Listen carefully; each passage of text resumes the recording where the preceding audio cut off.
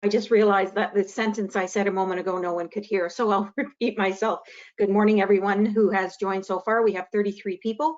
I'm going to give it another minute or two for those that are joining last minute to come on to the webinar, and then we will get started.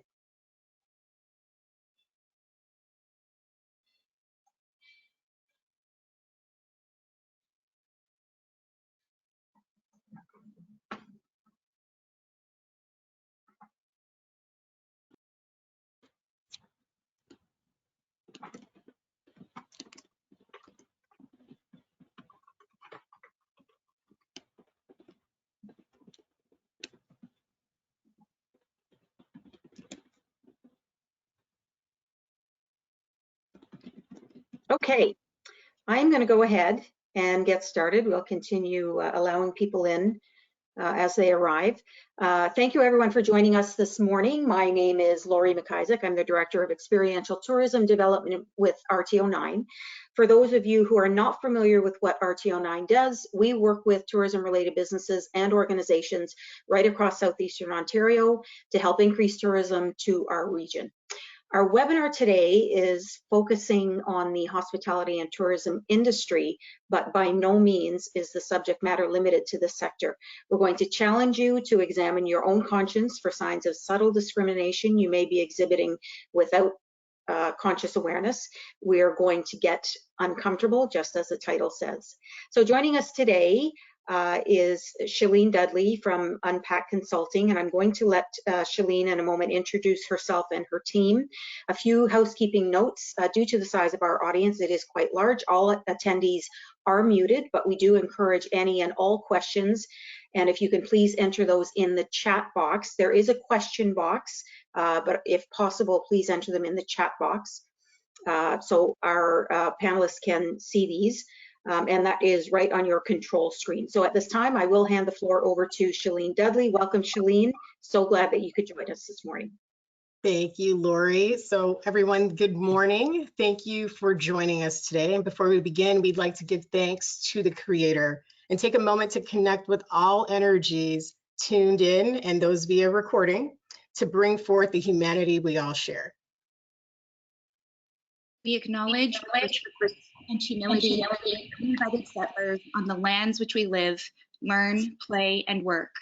This includes the traditional, ancestral, and unceded territories of the Anishinaabe, the Haudenosaunee, the Huron-Wendat, the Chippewa, and the Ganegaha of Tyendinaga, also known as the Mohawk of the Bay of Quinte. We recognize and appreciate their historic and deeply rooted connection to the sacred lands we settlers refer to as Southeastern Ontario. We also recognize the contributions of Métis, Inuit, and other Indigenous peoples have made in shaping and strengthening Turtle Island as a whole. As settlers, the recognition of the contributions and historic importance of Indigenous peoples must also be overtly connected to making truth and reconciliation real in our communities, and in particular to bring justice for missing and murdered Indigenous women and girls across Turtle Island. As advocates of anti-racism, we recognize the violence against Indigenous peoples and attempted erasure of Indigenous cultures that make our presence on these lands possible. We recognize the systems of violence and oppression that have dispossessed Indigenous people of their lands and denied their rights to self-determination. We recognize our responsibility to confront and dismantle the systems that perpetuate continued violence and oppression of Indigenous people today. Thank you, Terry. Hello, everyone. Again, my name is Shalene Dudley. I'm owner of Latitude Concierge Travels located in Oakville, Ontario, and co-founder of Unpack Consulting. I'd like to thank you all for taking the time to join us today. So this is the Let's Get Uncomfortable event. And in partnership with RTO9, LGU is a grassroots organization that hosts regular events with tourism professionals, opening up dialogue to analyze challenges in the tourism industry and empower people to make change within their own businesses. We have tackled issues such as gender-based discrimination in partnership with Ryerson University and harassment to confronting anti-Black racism in the Canadian travel and tourism industry, and we had sessions throughout the summer. Our goal is to ignite discussions and plant the seed for action by having uncomfortable, enlightening, and open conversations. So today, I am joined by Ms. Sheikh. co-owner of Outdoor Eats, JERKebago, and founder of Diverse Roots Rural Ontario. Thank you, Shalene, for that amazing introduction. Sorry, let me mention, everyone, the event will be recorded, so participants are invited to submit questions via the chat box, and we hope to have time to get to those at the end with Q&A. So today's event is confronting anti-racism. So let's start by discussing what racism versus anti-racism is. And there's quite a few terms on the screen, but we'll focus on these two to begin. Racism. Racism is a belief that one group is superior to others performed through any individual action or institutional practice which treats people differently because of their color or ethnicity. This distinction is often used to justify discrimination. There are three types of racism: institutional, systemic, and individual. The other term we want to focus on is anti-racism. Anti-racism is an active and consistent process of change to eliminate individual, institutional, and systemic racism.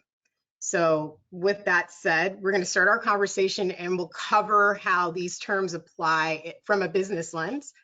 Saiqa, let's start with your story. So like most people located in the GTA, we consider at some point in our lives to move out to the burbs or get a little rural, but everybody's situation is a little different. And while most of us may consider going north or going, west, you went east. When the decision was made to relocate, what were your expectations or hopes for your family and your business? Okay, so yes, we moved east. We did. You are right, because we checked up north and we checked out west and we got outbid. And so we were like, what do we do, right? We want a more rural setting. We want land for our children to play on and grow on. So we were expecting our third child. We wanted the space. We wanted a freedom from a more densely populated area. And so our journey led us down to Carrying Place and discovering Prince Edward County. So, we didn't so much have, I would say that what we did was we moved through an understanding that two main understandings. One, that rural spaces are white dominated areas and they're not familiar, or they may not be as familiar with BIPOC, so Black, Indigenous people of color. And secondly, rural spaces aren't designed with BIPOC in mind. So that was more of the understanding that's what was going on in our minds at that time. So in terms of expectations, it was more, okay, let's take a minute and understand where we're going, what we're doing, right? My family's response when they learned we're moving out into the jungle, they're like, what the heck? My mom, loosely translated, would say things like, you have to be careful. Those areas aren't meant for us. You won't find your own people, referring to representation. So she's like, it might be an isolating experience. And they were probing and just saying, are you sure about this? Are you sure about that? So, when we went house hunting, for example, it was lovely. Like, we got to explore Quinte West, Prince Edward County, Belleville, and then the north of them, so Marmora, Tweed, and it's so beautiful, Shalene, and Quinte West and Belleville, like southeastern Ontario, it's very pretty. Right. So one of the homes we went into, everything was going great. We had probably seen 4 or 5 homes. Our realtor was phenomenal, David Weir, shout out to him. And we entered a home and we're all exploring, and I opened the bedroom to what would be a preteen, maybe early teen, and there was tapestry hanging from the headboard on the wall, and it was a ginormous, one of the biggest, I mean, that's irrelevant, but it was a Confederate tapestry or flag. And I was stunned because we all know the flag, we all know generally the symbolism, and I panicked. I remember feeling flushed and being like, we gotta go. And on reflection, it was I don't want the neighbors to see me. I don't want somebody to jot down my license plate. I don't want somebody to call the owners and say, you should get back there. You don't know who's roaming around your house. So that's when what my mom was saying actually set in, because I had not experienced that growing up in Toronto, right? My parents immigrated from Nairobi. I was a baby, one or 2 years old, and we moved directly to Toronto. I didn't experience that there. And so to see that in my face, like I could touch it, it was spooky. It's alarming. It's very, yeah. Yeah, and then all the things that, set up in our minds about how to proceed, those steps. We talked about this in previous calls, the steps that we as BIPOC go through once we feel threatened or attacked.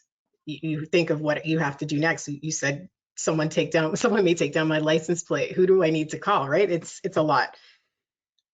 So here we are, we see this house, and then, our realtor was pretty flushed, apologetic, he understood. We boogied, we left. We went on to the next home, and, as my mom and my dad are asking, what are you sure about this move? I'm looking around, and I keep saying it's such a beautiful region. Like, it's a waterfront, it's picturesque, fresh air, especially on sunny days, and you hear nature more than you would in Toronto. I lived right by the DVP, for crying out loud. I heard motors. I didn't hear birds and coyotes. And so it was like, you know what? We're going to do this. We're going to flip the script. Let's keep an open mind. We don't want to, judge an entire area on one experience that was indirect. And so we decided, let's shift the narrative. So let's make it so we make this feel like home to us. And then my mom, my aunties, my kalas, my mamus, everybody could feel like, so aunt, uncle, brothers, all family, friends can feel a place to come to, because we would be that representation, right? Yeah, it sounds like a big change, but you've survived and you've thrived. So yeah, it's good to note, for those on the call, that Saiqa owns a business in the region. If you don't know, it's JERKebago. It's located in the Bay of Quinte, and the population is just over, is it 43,000? Did I get that right? Yeah, so it's located it's located in Caring Place in Quinte West, and so when I'm talking about the familiarity, that is what led to the inception and like the conception, the execution of JERKebago. It was like, you know what, this area is lacking familiarity. I was 6 months pregnant with my third, and cravings, you crave things, you can't find them, and I didn't want to keep trekking to Toronto. And so my partner, his name is Joshua Blake. He's been a chef for over 2 decades. He's phenomenal at his craft, and I love creating. So together, it was a perfect harmony to create a business out here that will promote culture, diversity, and we say it, a spice of life in the Bay of Quinte region. And JERKebago is a mixture of both of our cultures. So Joshua has the Jamaican descent as well as Jewish, and myself Indo-Kenyan, right? So I'm Indian ancestry, but we were born in my grandpa was born, my grandparents were born in Nairobi. We were moved over from old India, and we said, you know what, we don't see it here. Let's be the sight, let's be the sound, let's be the scent. Let's bring it, and we will be that. Yeah, for the local community, like our reach was for the local community. We wanted everybody to kind of see what we're all about, and then also thinking about visitors, right? Because our business is actually located on one of the main arteries into Prince Edward County on Loyalist Parkway, so Highway 33. And we said, this is perfect. We can set up here, and it's kind of like an en route with seasoning, and fresh, and it's not processed, right? Everything, like I said, he's amazing at his craft. He'll feed you right. So you're making me want to come out there, even though I don't like driving in the snow. But then again, you're not open right now, right? You're seasonal, so we'll have to figure that out.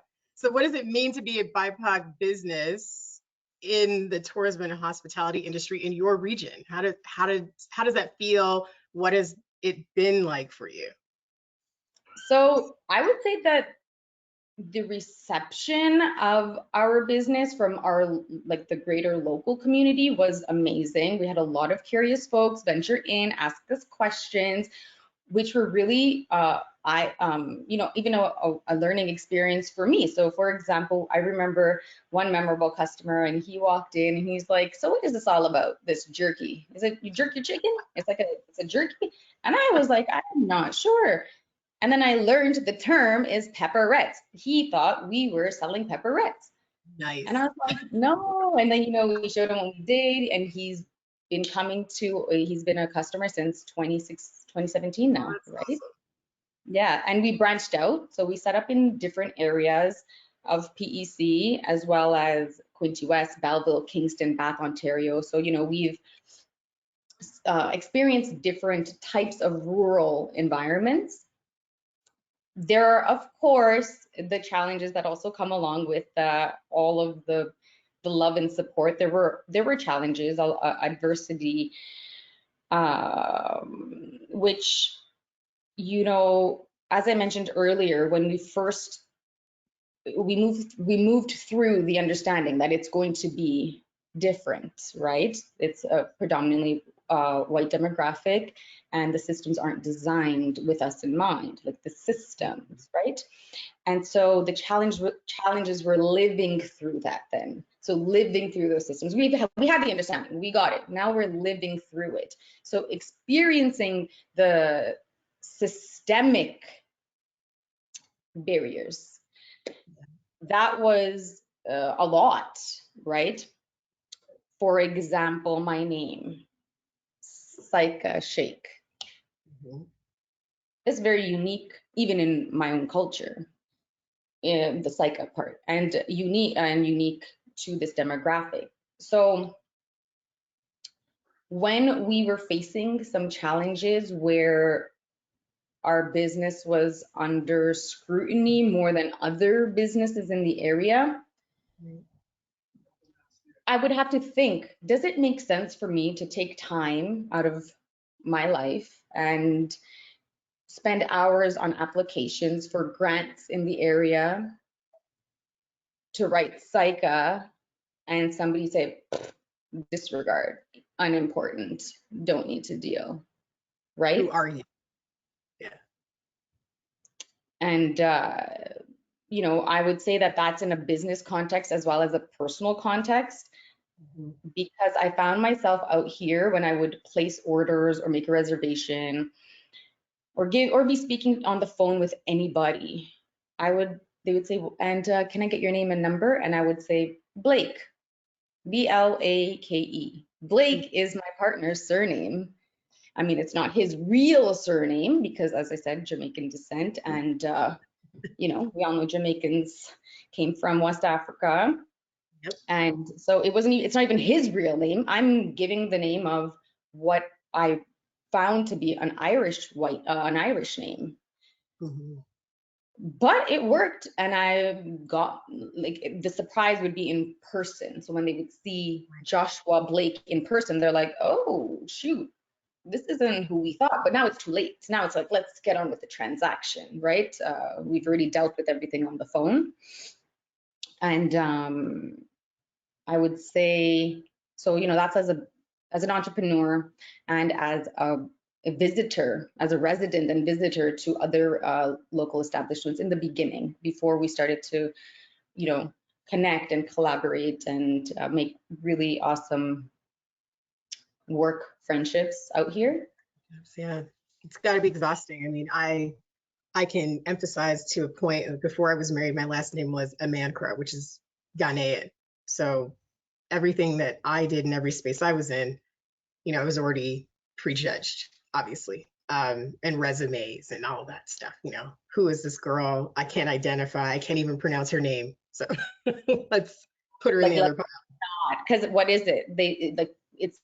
It takes a lot of energy to put yourself in a place of becoming uncomfortable, because it's an uncomfortable position to be in, which is why we're here talking about anti-racism them Yeah, and how if we don't share this, then people don't understand the perspective on this side, right? So it's good to allow an open mind and an open conversation to have this. So being in that community, the community that you're in, it seems to me that the BIPOC segment is emerging. It's slowly making its moves. You know, you're carving out your own space for people to come and enjoy and understand. So as an entrepreneur in that region, tell us some of the adversity you have faced. Like what has been your struggle? Like, is it institutional? Is it personal? Is it, you already mentioned some systemic issues. Like what are the barriers that have come your way, and how have you circumvented them, or which ones are you still fighting? So, I mean, we'll see this year, to be frank. Last year, we only operated on weekends because it was easier to simply operate on weekends. We were left alone Monday to Friday. No one bothered us, you know, we weren't getting OPP called on us, bylaws not visiting us 24/7, health isn't on, just showing up. And Hold on, pause. OPP. yes, girl, OPP. We got the police called on us quite a few times for things like our grass being too long, or false accusations of they're operating without a business license. And So kind of the Karen syndrome we've seen highlighted this year, like calling for all kinds of highlighted this year, not meaning it didn't happen before, just now being recorded and spotlit so that people can see how, I'm going to say ridiculous, some of the issues are that, you know, we have to face. Your grass, that's not a call to the police. No. How do you know if I have a business license? That's also not a call to the police. It's probably a call to the city if you're really that concerned. So sorry, I had to pause there because I think it's good to pull those issues and implant them in your region, right? Because most of the people in this call are in your area, and they may see these things on the news and not realize they're happening at home and up the street and to their neighbors. So sorry that I pulled you. No, definitely not. I appreciate that, Shalene. That's a great point to, you know, bring to the light, because as you're saying that, I'm reflecting, and a lot of our story was spilled out into the media, and nobody really reached out to us to ask us, like, you know, leaders of the community, and nobody came forward and said, what's going on? There was a lot of declination of comments that I read through that article. I do also want to pause and say though, we did have community support, because like I said, we have customers from 2017 who are still coming in strong. They showed up with petitions, with buttons or stickers with like, we love JERKebago or support JERKebago, that, you know, so there are mindsets out here that are in the understanding and trying, right? Yeah. Vast majority, it's challenging. So you know, you ask what are these challenges? So like, you know, those challenges. It's the mindset, right? And what I would say is it's everything, right? Because if you think about it, Shalene, out here, we take a look at history. So the folks that migrated out here back in the 1800s, right? I mean, we're talking 7, 8, 9, 10 generations deep. I mean, that's a blessing in itself. I don't know my 4th generation family, for crying out loud. You know, I don't even know who they are, where do they live, what, I don't know nothing. So, you know, in that regard, it's such a blessing. And what I want to look at is the history. So if in that time where genocide of our Indigenous community, racial oppression, slavery was, you know, still prevalent and rampant, and these systems are being built at that time with those influences and that mindset of that era, and we're here saying, hello, like, you know, here's a barrier, and we're not being heard or listened to. It got me thinking, why? And why would anybody listen if in their life the system's not broken? The status quo is comfortable. We're disrupting that life, right? And so it boils down to your mindset, right? Like that's that in the past. It's not like that anymore. Correct. That's not true, because you may not think that you are a racist individual, and I am not saying that this county is racist or this area is. No, what I'm saying is the systems that we're in right now were built at a time and influenced in a time where racial oppression, genocide, white superiority, you know, all like all of that was alive and well. Correct. Not well, right? So that's what we got to take a look at, because it's everything from education to municipalities to local government to elected, you know, city staff. Everybody who's been here 6, 7, 8 generations. If the 2021 is the first year that Black History Month has been implemented in HPEDSB. Wow. 2021, right? And I want to give a shout out to the HPEDSB director, Mr. Sean Monteith, who is working tirelessly behind the scenes with other humans like Allison Kelly, for example, a school board trustee, you know, and we have a young girl, her name is Rihanna Harris, and Shalene, she's an 11-year-old young Black girl, and she's 11.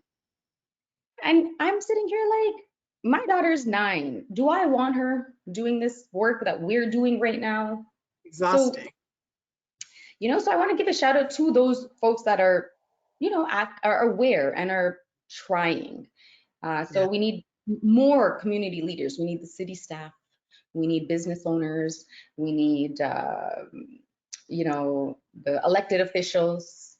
We need everybody, and in community members too, to have these conversations. Take this conversation, take it home, discuss it. You know, if you are coming from a family of United Empire loyalists, and, you know, as I said, talk about it and try to understand our perspective.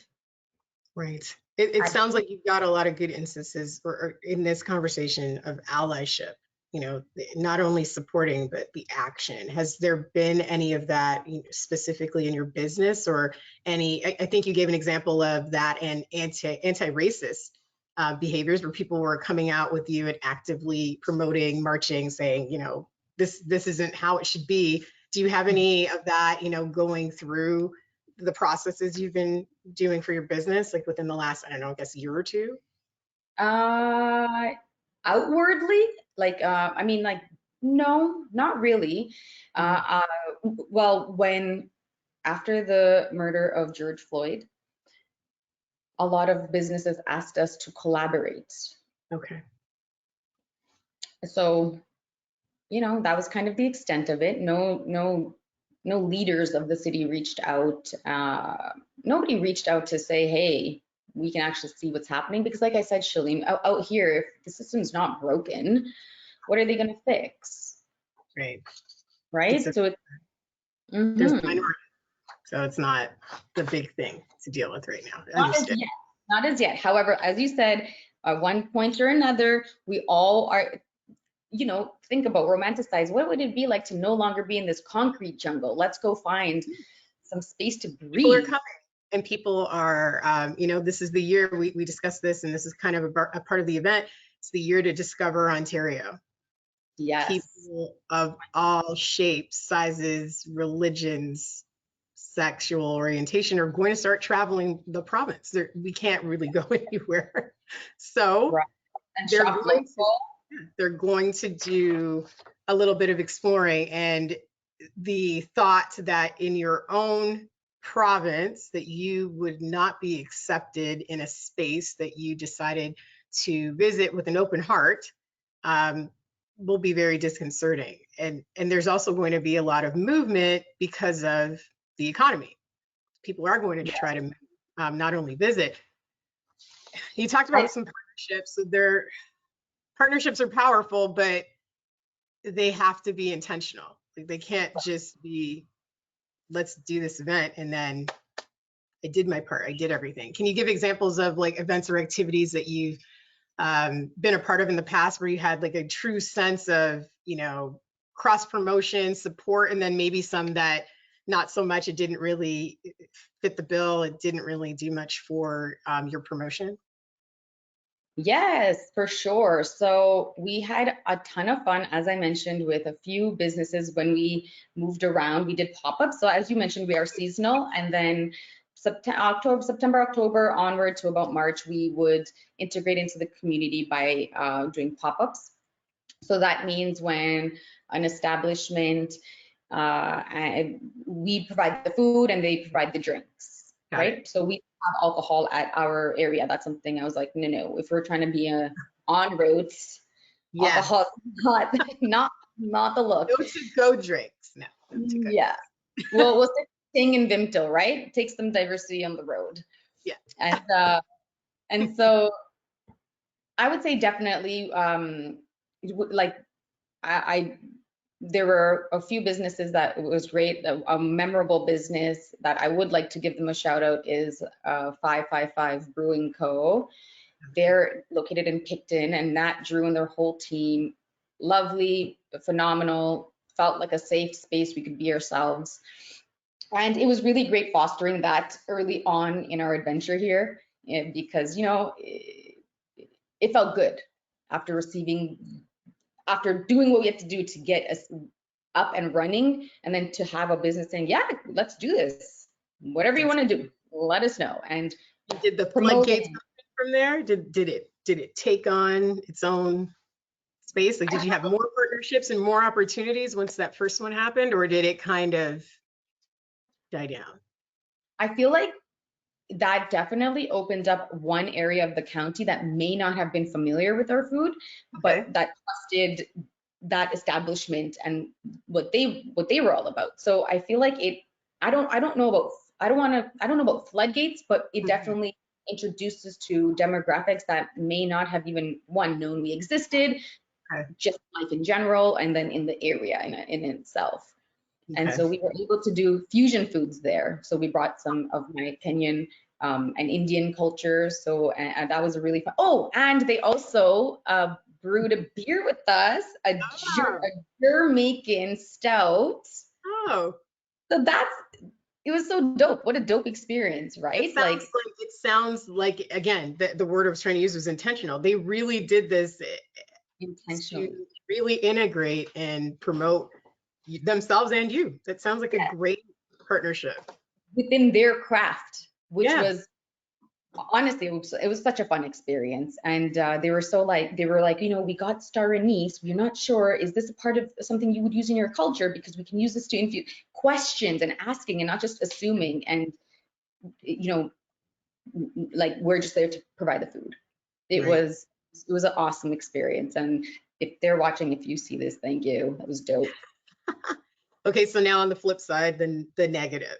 Have there been any instances where it didn't work, where it was uncomfortable, where you could see that it wasn't genuine and it wasn't going to have any real impact on the future of your business? Maybe where you felt a little used, because I know a lot of us feel like people appropriate what we have and don't really intend to take us with them or along the ride. Has there been any of that? Yeah, definitely. We did have a few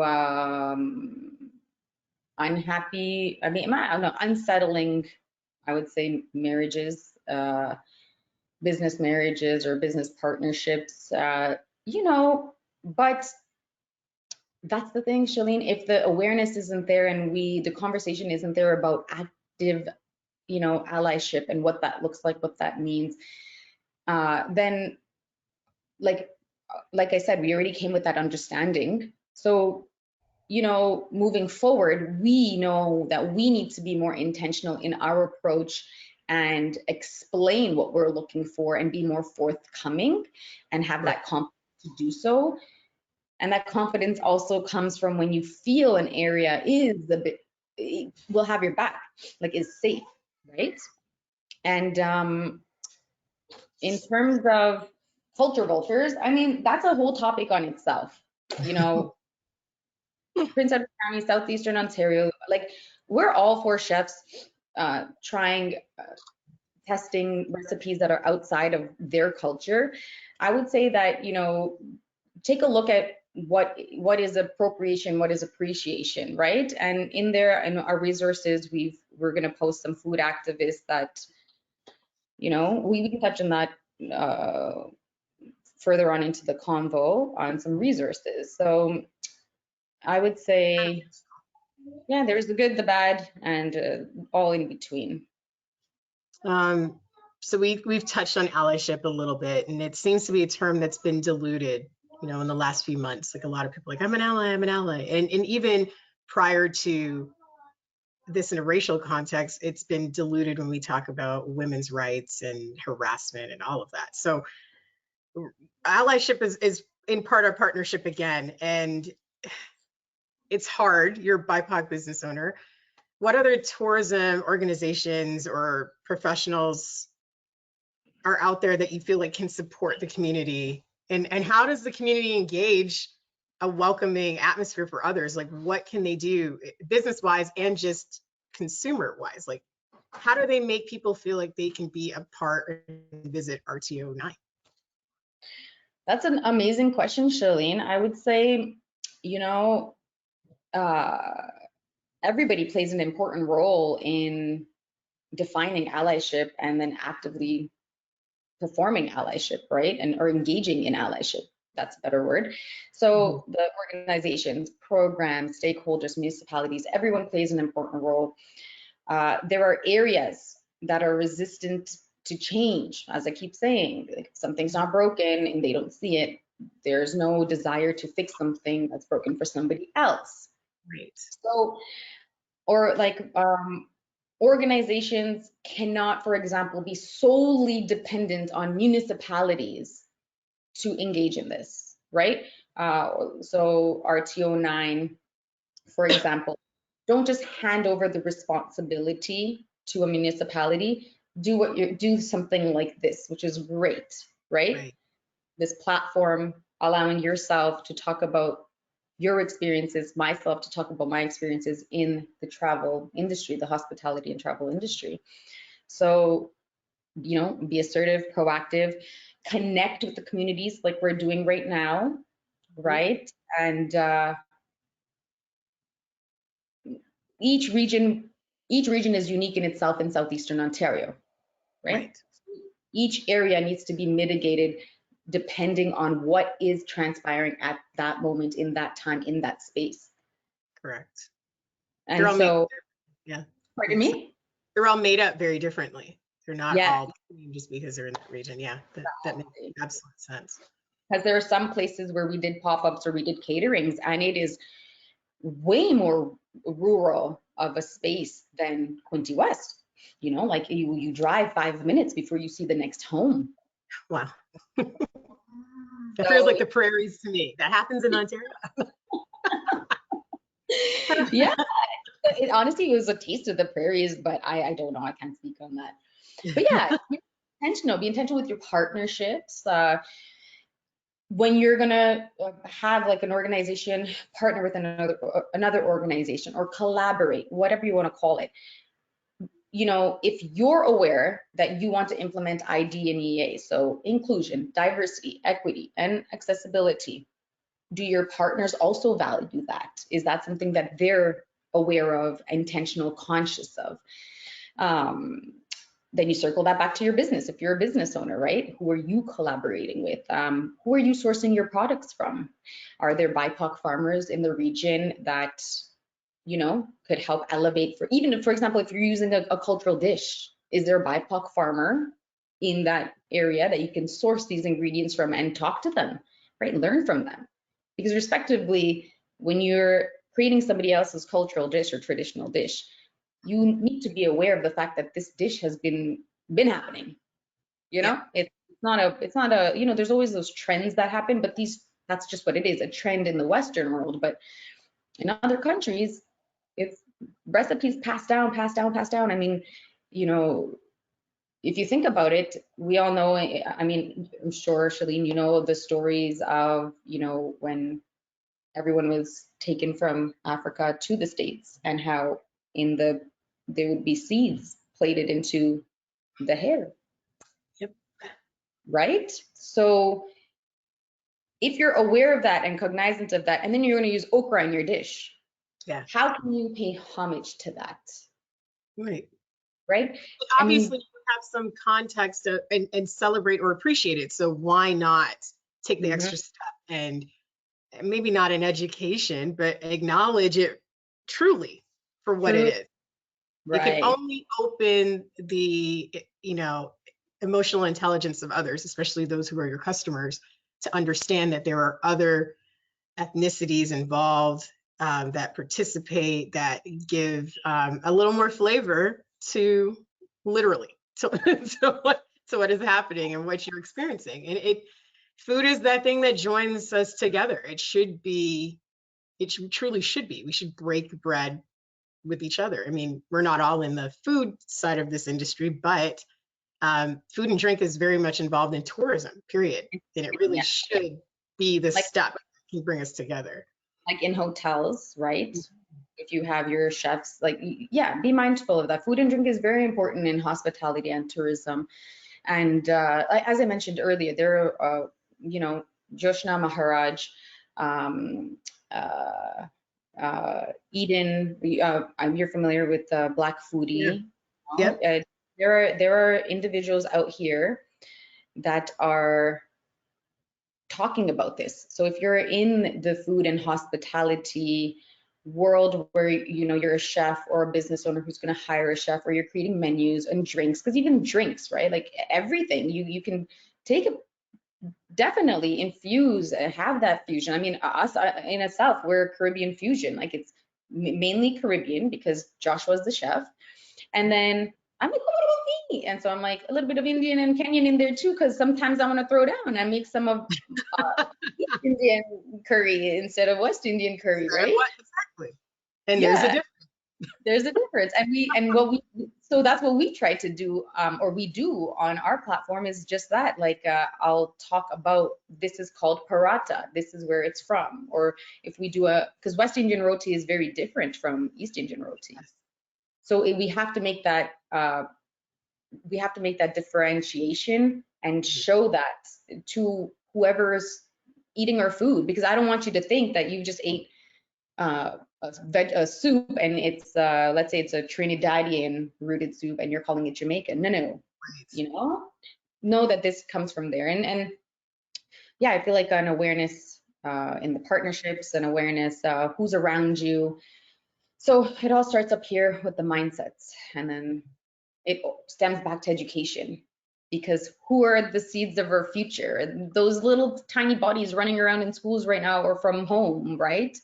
Yeah. They're who we need to, as elders, we need to teach them, not just one narrative, right? We can't just teach them the white narrative.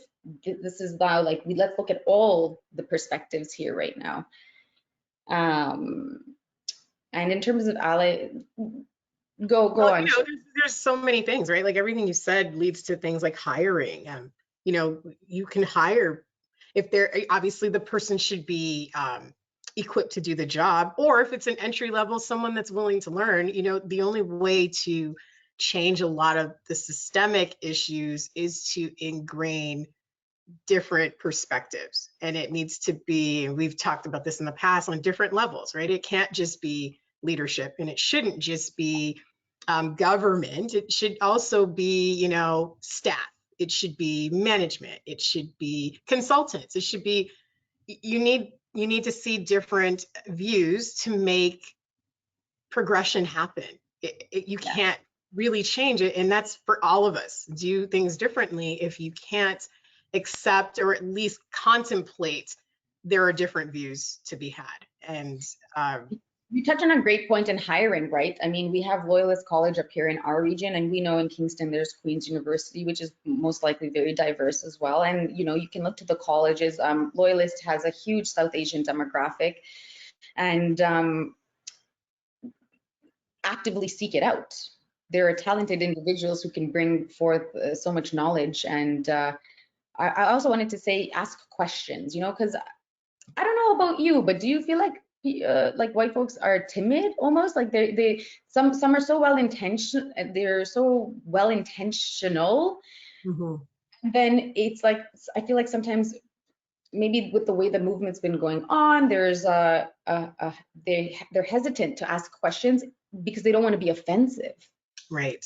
I mean, there's a difference in the attempt, right? So I've had some friends I've been friends with for decades, like since I was 8 or 10, who we talked occasionally, but purposefully called me when all of this started happening and when they started really seeing, the death, destruction, the pain and the hurt. And we're like, I didn't even know things were like this for you.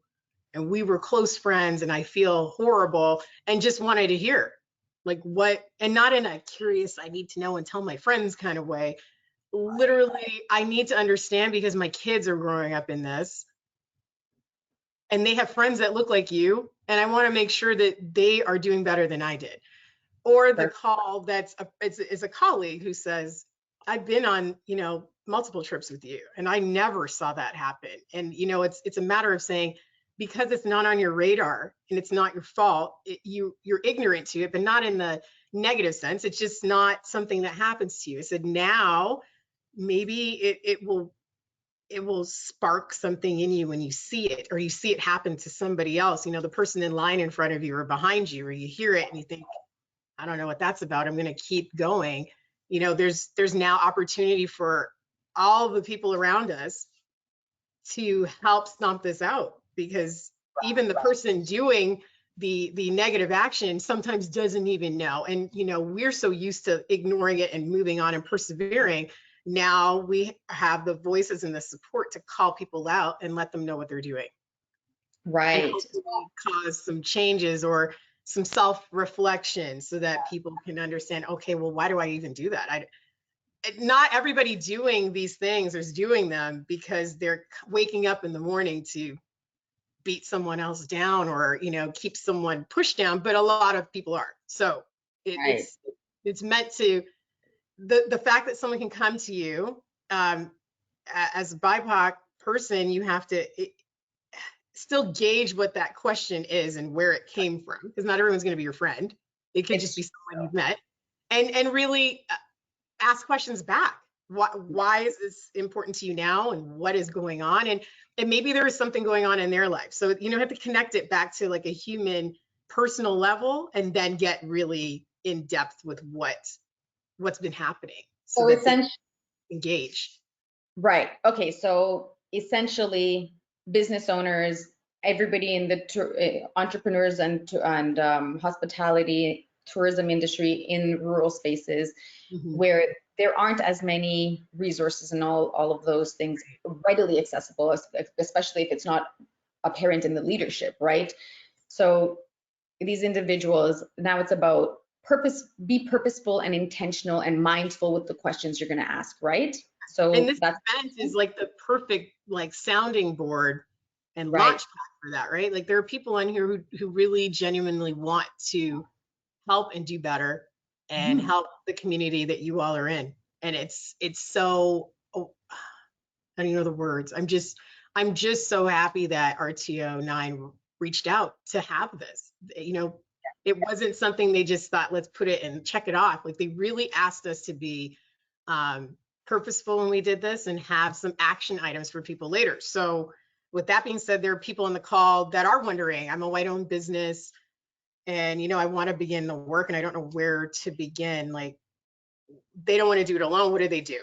What would you recommend? This is your community. What would be, the first step? So that's what I feel like is tying into what we were just speaking about, right? So hiring practices, take a look-see. Loyalist is right there, Queens is right there, and they'll also be able to provide resources and seek them out actively, right? If somebody's like, oh, I'm not sure what you're talking about, find another way, right? You have to be purposeful, intentional, and the asking questions, right? So when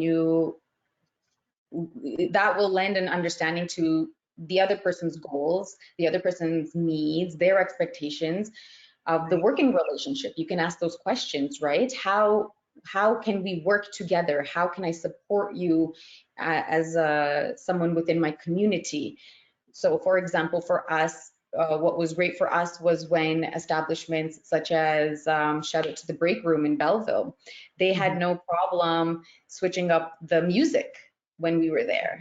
So, you know, we had our Caribbean kind of JERKebago music, lovers rock, because, you know, we're not about to put dance hall on and go there. So we had like, you know, it was great. So they're like, just we put in what? And I'm like, here, put in lovers rock. And then they played tunes that made us feel so much more comfortable. Not that we weren't already comfortable, but more comfortable in that space, in that collaboration. And it was really great for them to ask that, right? That was a great building of a connection, that you see me. So you understand that I might not understand rock music going well with this food. It's a different experience, right? Because I mean, sight, sound, but like I said, we wanted to bring the sight, the sound, the scent. It all needs to mesh well together to create an experience. Yes, the full experience, immersed. The full experience. And look around what organizations and resources are available. As we know now, there's Diverse Roots Rural Ontario. We have Unpack Consulting. Like, it's anti-racism organizations that are here to support. And I mean, this is something we did touch on. I'm not sure if you want to go into it, but it's like when we're hosting an event. We live 20 minutes from the Bay of Quinte, the Mohawk Bay of Quinte, the Tyendinaga, the reserve. I'm all for giving thanks and acknowledging. I would like us as a region to do more, right? Yes. So if, for example, we're hosting this event, RTO9 is, you know, doing an amazing job at active allyship in this.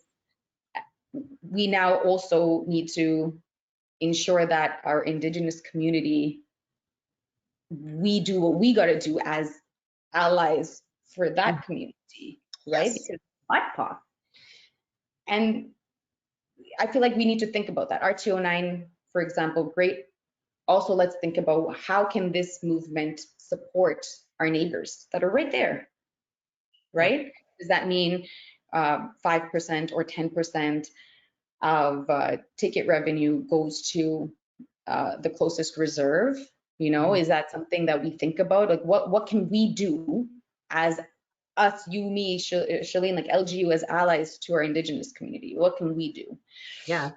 And, you know, and a step further, you know, and I know the partnerships are different when you talk about partnering with the Indigenous community, but I know personally, I hate when I hear someone say, yep, George Floyd, that was horrible, so we just donated money to a local Black school.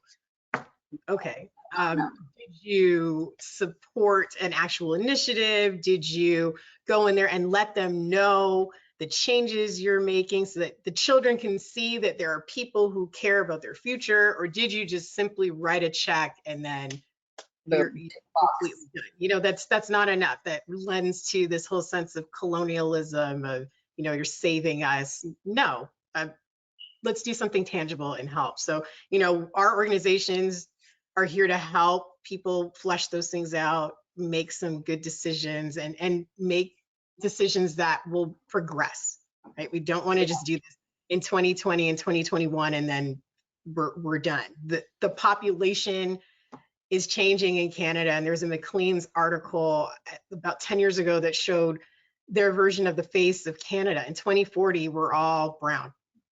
You know, our communities, Canada is, you know, doing a little better than their neighbors in the South. We integrate a little better than they do. Yes. We know there's a lot of cross-cultural marriages, partnerships, families that blend.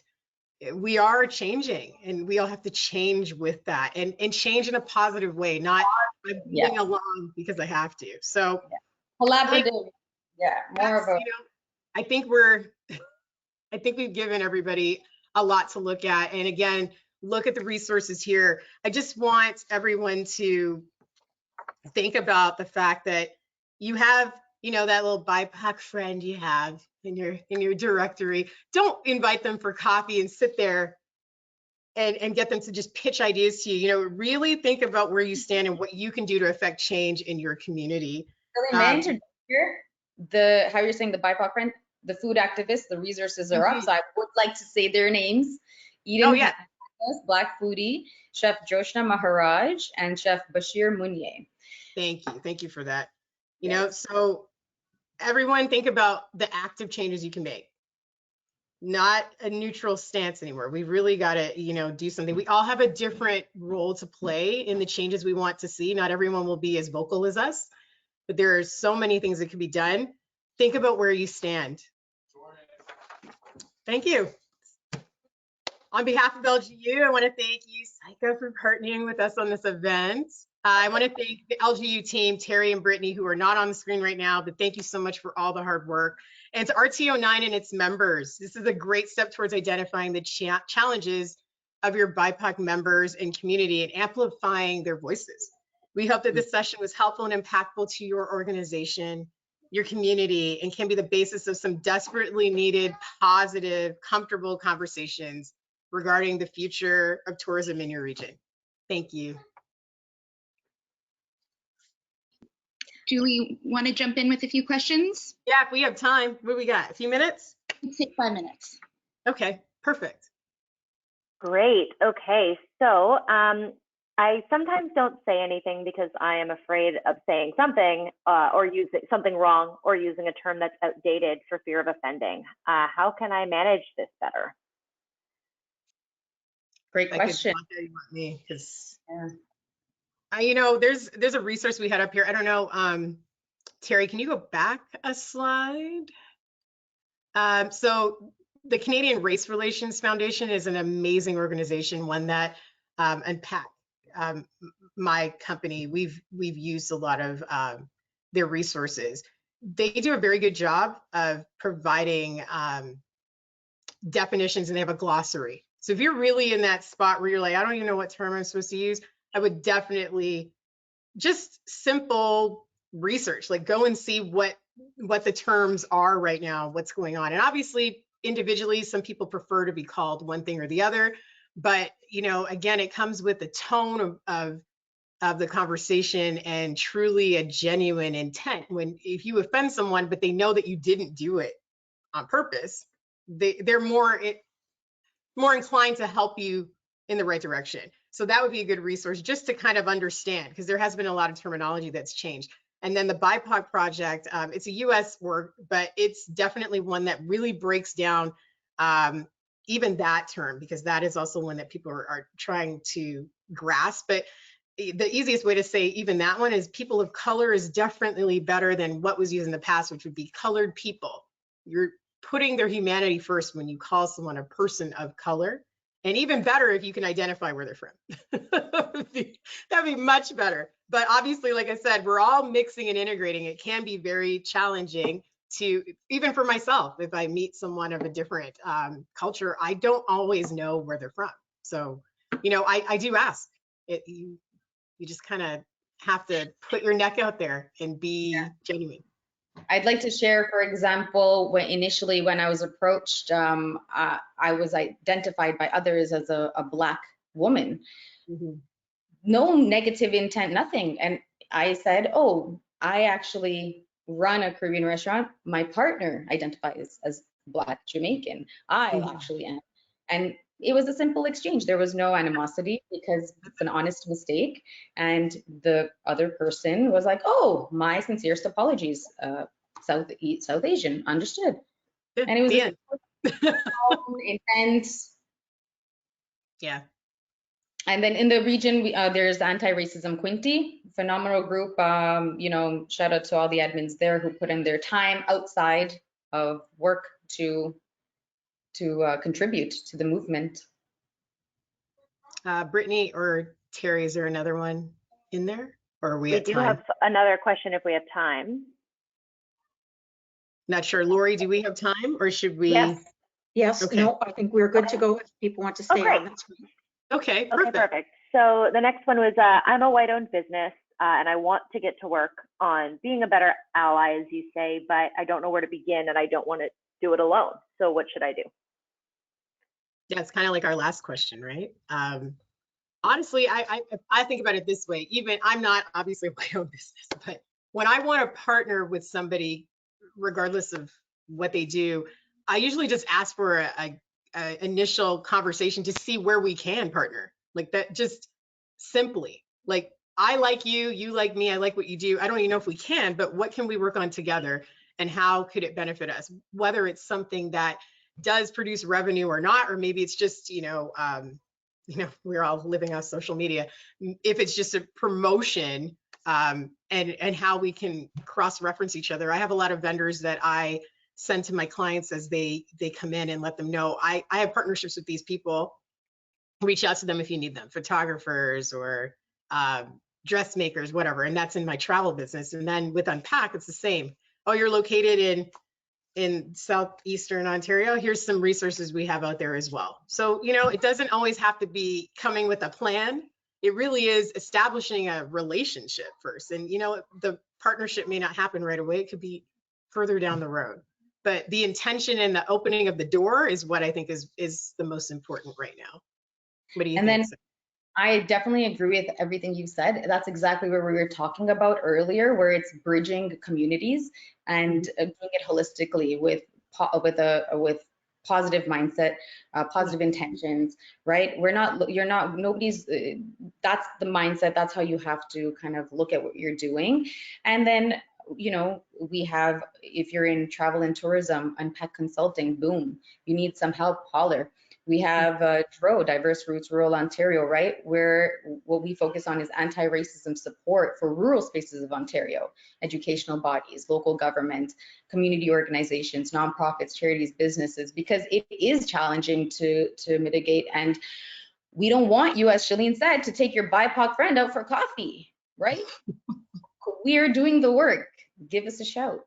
And when we recognize that you recognize the time and the commitment that is necessary and needed to effectively and most importantly ethically practice IDNEA, we're here to help you transform through our various deliverables, from consulting. But everybody's working on this. It's not like you get to this point and it's done. Like it's constant change, marathon, which is life. Marathon. Our lives are changed. So constantly these things are changed. Some of these terms will possibly change. Like there's so much that happens, and we're all evolving, and it just makes sense to do it together, right? There's no reason to push forward and not consider, especially in a small community, that there's more that can be done. Everybody succeeds when everybody is succeeding. It's just. And an example to Shalene saying terms are changing, I only learned of BIPOC this 2020, right? I was under the POC. I refer to everybody as POC, people of color. And I learned through seeking knowledge, through finding out, okay, what is BIPOC? Who is BIPOC? Why BIPOC? Because I'm a person of color. I'm looped up. What? And then understanding, okay, we're here right now to focus on our Black community and our Indigenous community as people of color, because of course we already know, we don't even have to get into it, right? Right. So we are also learning as BIPOC on what we need to do as well to help everybody, BIPOC and non-BIPOC, so white folks included, because it's about community, it's about harmony, it's about all of our energies aligning and all of us being mindful and intentional. And sounds utopic, but I feel like we can get there. We can do it. And you know what? Every partnership isn't going to work, but yes, you can still have a relationship, and that's important. Great question. Okay, we've got another one as well. In terms of setting up resources that can be used in the short and long term, would a BIPOC business directory or spotlight be helpful for destination management organizations? Yeah, that's actually an initiative multiple organizations are working on now. But it makes sense in your own community to create that for your space, right? You don't want a list that encompasses the greater Toronto area for you, right? You would need something locally. And I think it's like we were talking yesterday, I have a friend in Ottawa who owns 3 restaurants. Right.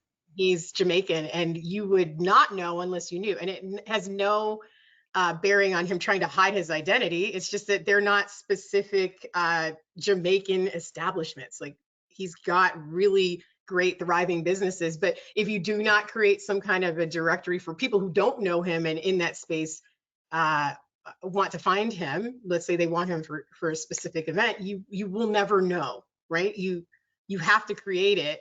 And the conversation has always been, well, where do I find these people? Well, then we need to create these lists. And, you know, it's your decision whether you want to be on them or not. But there are people like whoever posed this question who are looking, like, how do I expand my reach and my connection if I can't find the people I'm looking for? Because we don't have to operate with our identity first. Like, you know, that's already how we walk every day. You know that I'm Black because you see me. I can't hide that. But when I run my business, I don't have to. I can do that if I choose, but Latitude Concierge Travels doesn't say that it's run by a Black woman. You will know that because I'm very apparent, and I'm very intentional to be everywhere, so that you know I'm my brand. But by no means does that mean I exclude anybody else. So it's kind of hard. But yeah, that directory would be amazing, and it should change constantly, right? Like people are emerging and starting businesses all the time, but someone's got to own that directory and be intentional about reaching out to businesses to get them added to the list. Mm-hmm. I would say we could start maybe with the leaders of the community, or you can opt to become a leader in your community and start to source and create your own directory, right? And then you can promote it. That would be active allyship, where now you are doing the work, right? You don't want to contact Shalene and I and say, oh, do you have a BIPOC directory? We may or may not have those resources available. And like I said, if we don't, what are you going to do now to get to what you want in order to elevate BIPOC voices and businesses? So start the directory yourself. Look around your community, start adding, bring it to your municipal, your local municipality, right? Bring it to RTO 9, or if you're in other RTO divisions, bring it to them and say, hey, here's a list of BIPOC-owned businesses within tourism and hospitality that would be very beneficial.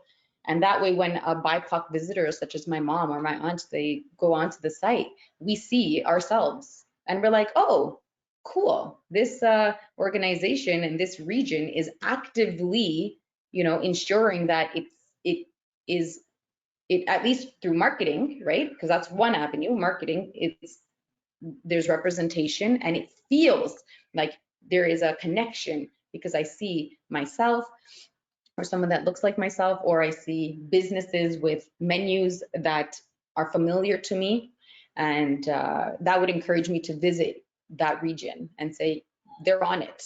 It will help me feel comfortable and safe. And see other businesses, because we don't travel just to go to, you know, I'm not coming out there just to go to a Caribbean restaurant. But now that I'm here, what else is out here, right? It only fosters more business and more exploration and more exposure to be able to attract people to a new region or space that is at least welcoming to who we are. Okay, we've got one final question. Tourism is important to a lot of rural spaces across Ontario. With the rise of anti-racist awareness in the mainstream over the past year, and are you finding that there's been an increase, I think this is for you, Saiqa, of anti-racism supporters within your community, or is it the same? And how do you think that impacts your community as a destination for tourism? Okay, that's a very thoughtful question. Thank you to whoever asked that. So there is I don't want to say anti-racism awareness, because I don't feel that as yet. So I will say there is an awareness that racism exists, and people are exploring that. They're saying where, how, we don't see it. I'm not a racist. And you know, we touched on those definitions of what is racism and what is anti-racism. To say I am not a racist is not enough, right? Okay, so you've said you're not a racist. Now I'll ask you, how are you actively being anti-racist, right? What are you doing in your everyday life? Like Shalene said, when you see her, when you see me, you see a woman of color before you see us, right? So the terminology, another one we can add on to this list to look up is white privilege, right? What is white privilege? What does understand what that means? Then you probably wouldn't say anti-racism is active in rural spaces, because that's what we're working at currently. That's the point of this discussion panel as well. I don't feel it. I have, you know, 2 examples that come to mind where it would have been lovely to see a different outcome and to feel heard, really. So one is in Picton, Ontario. There was a debacle over the John A. Macdonald statue. It was gifted by a local, by an artist who I don't even think resides here any longer. So nothing from the government, nothing to do with Canada, so to speak. It was a gift that a sculptor created and put up on Main Street in Picton. And we all who live in this area know of how busy Main Street becomes, because it's a beautiful, like I said, it's a beautiful region, and we're a tourist destination. So now here I am walking with my family, and I see the statue of this dude that, you know, yes, he was a pioneer. Yes, he did X, Y, Z. Can we also look at what we're asking you to look at? Like residential schools were something he advocated for. So can we do something about that as well? Maybe add a plaque, maybe put in we connect with the Mohawk of Bay of Quinte and talk to them and see what would help them, because that's their story as well. Yes. They created a working group. They got BIPOC individuals to you know, they asked for BIPOC volunteers to be a part of this working group. The working group was a mixture of those from the Heritage Committee as well. So they all discussed brain, flesh, think tank, all of that. Facts are delivered, facts are heard and read. And then the council said, thanks, but no thanks, the statue stays.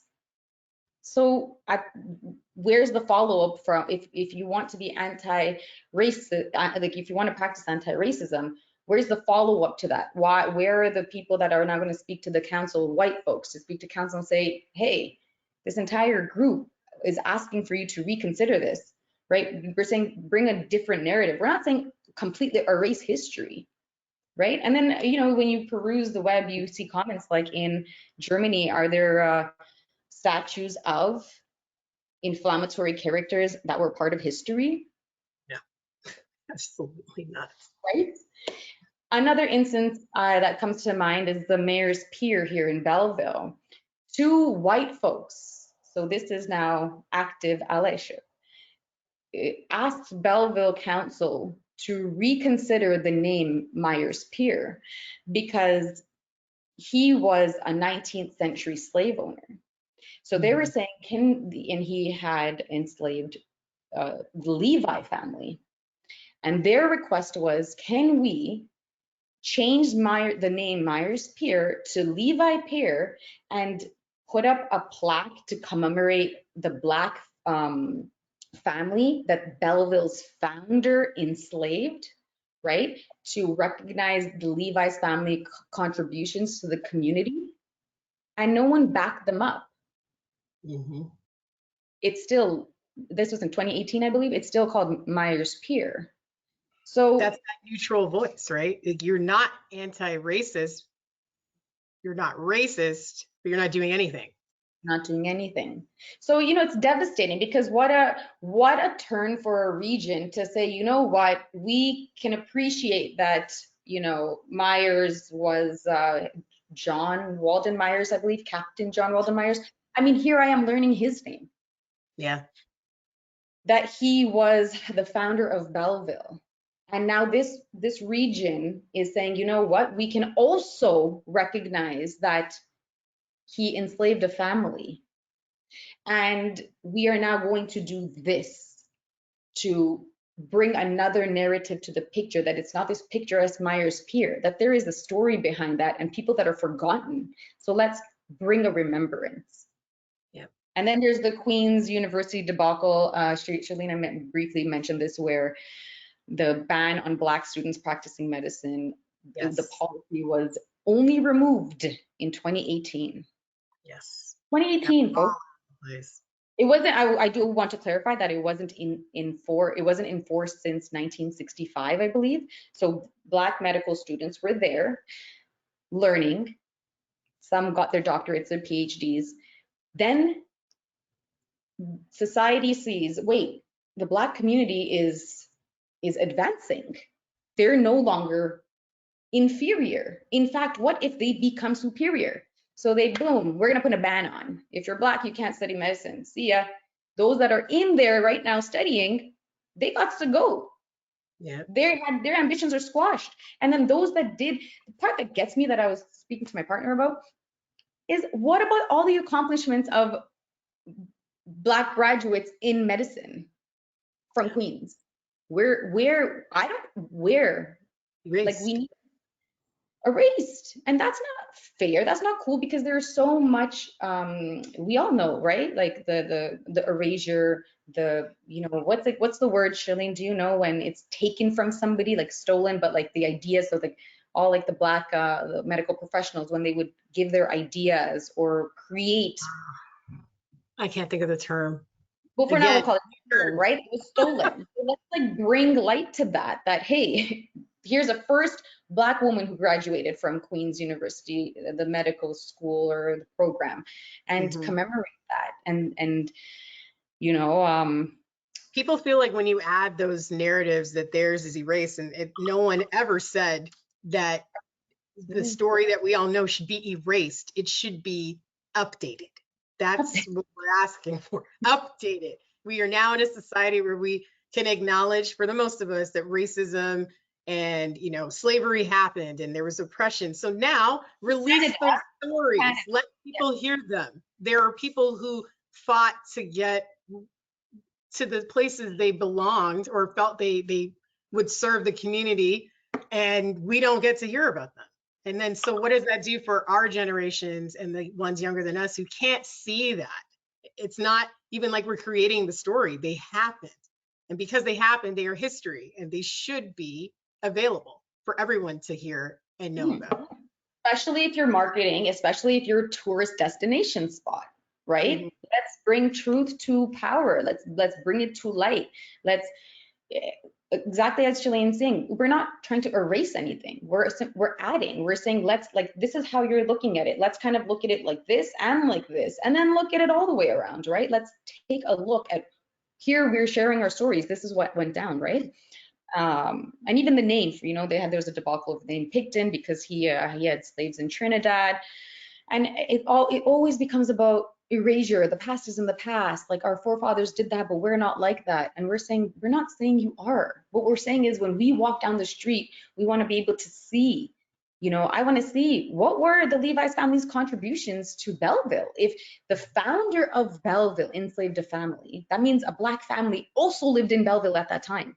Talk to me about them, because that's representation that I don't see right now in our leaders, in our gatekeepers, and the architects that are creating this. I don't see that, but the Levi family existed.